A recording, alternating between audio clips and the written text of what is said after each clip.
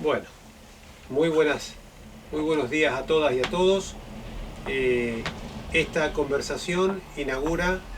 una serie de conversaciones sobre el tema que ha sido la pasión de la vida que uno ha tenido, que es la filosofía. La filosofía originariamente surge en Grecia, allá por el siglo VI a.C. aproximadamente, y existen dos teorías fundamentales para explicar el origen de esta ciencia. La primera teoría fue desarrollada por un autor llamado Jean Barnet, que se denominó la teoría del milagro griego.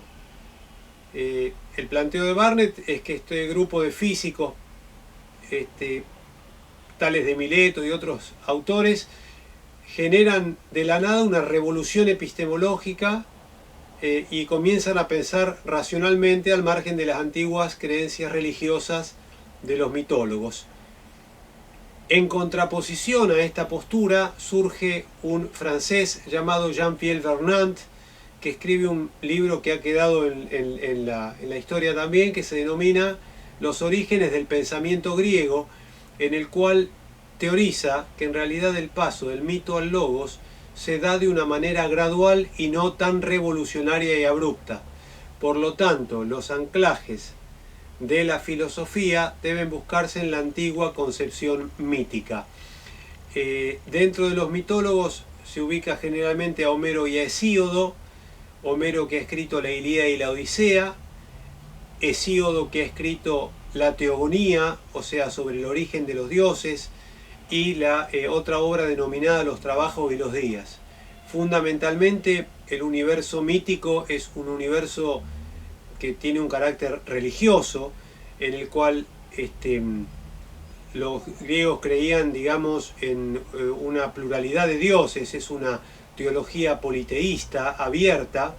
y generalmente la gradación se daba entre hombres, héroes y dioses. En el caso de Homero está marcado esto por la épica, por un ideal heroico; lírica, porque cantaban, fundamentalmente eran poetas, que eran acompañados por la lira, de ahí deriva el término lírica. Y bueno, tenemos también, en el caso de Hesíodo, una concepción en la cual el autor plantea que de caos surgió cosmos. Y por lo tanto, teogonía significa el origen de los dioses, y esto implica también una cosmogonía, o sea, en contraposición a estas posturas míticas, pero con algún anclaje en ellas, los físicos jónicos originariamente, tales de Mileto, Anaxímenes, Anaximandro, y un físico que nació en Éfeso llamado Heráclito, van a plantear las llamadas cosmologías, es decir, en lugar de admitir el carácter sagrado del origen y esta derivación, digamos,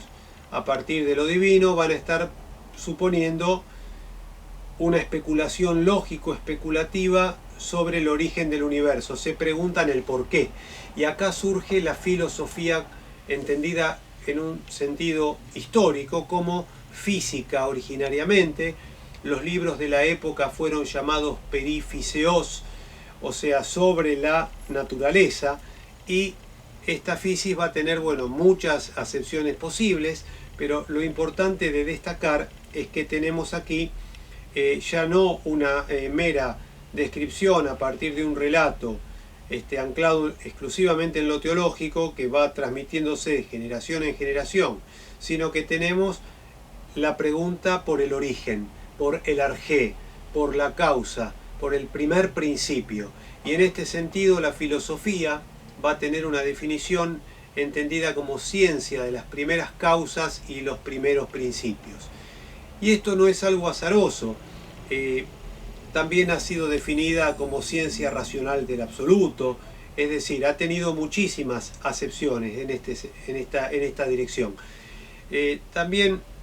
resulta oportuno señalar, digamos, la importancia que esta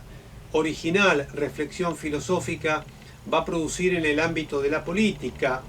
porque los griegos no solamente crearon, digamos, la filosofía como episteme, como ciencia racional, sino que además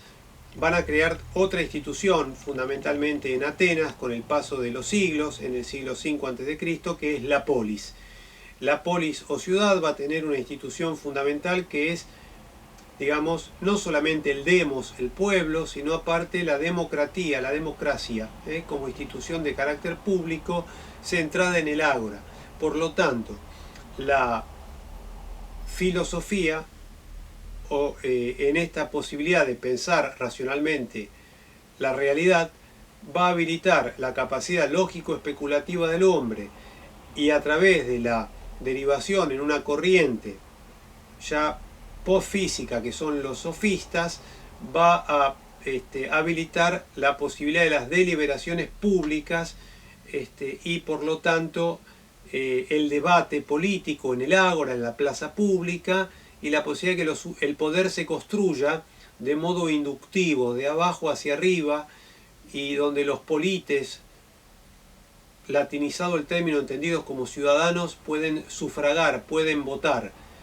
aclarando que esta polis, que se contrapone a la antigua monarquía creto-micénica, donde el poder deriva de lo divino y se construye de modo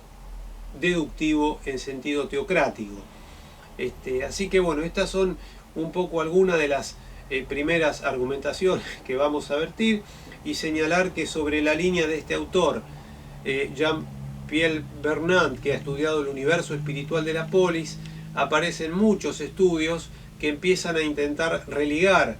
la tradición filosófica con la tradición mítica. Entre ellos un alemán llamado Wegner Jäger, que ha escrito un libro llamado La teología de los primeros filósofos griegos. Y también hay un autor llamado Cornford, que ha escrito El paso de la religión a la filosofía. Incluso la religión va a tener un lugar en la vida de Sócrates, que era entregó su vida al dios Apolo y fue ejecutado vilmente en la polis, en su camino de esta búsqueda, digamos, de la verdad, metódica y sistemática de la verdad. Va a tener un lugar en la vida de Platón, que define al hombre como animal religioso, y si bien Aristóteles se va a desplazar, digamos, desde lo religioso más hacia la noción epistémica, o al hombre como zoon logón, un animal lógico y político, zoon logón politikón o zoon politikón logón, como refieren algunos, también establece en obras como de Caelo y otros textos que hay creencias que se han ido traduciendo desde los ancestros, de generación en generación, y por lo tanto admite datos vinculados, por ejemplo, al mundo supralunar, que no requieren una prueba racional especulativa, porque son objeto de creencia, con lo cual, lejos de dividirse analíticamente con una claridad exhaustiva lo especulativo y lo religioso tiene un lugar en la vida pública griega de modo habitual, no solamente a través de templos, ritos, a través de las religiones olímpica y mistérica, ¿no es cierto? Y por supuesto la corriente de los sofistas, anterior a Sócrates, que también genera una crítica a la religión pública griega. En el caso de Protágoras, ¿no es cierto?, por ejemplo, que plantea que es imposible conocer, que nada se puede saber de los dioses. Pero bueno, esta y otro tipo de cuestiones vamos a abordar en conversaciones posteriores. Muchísimas gracias, que tengan buen día.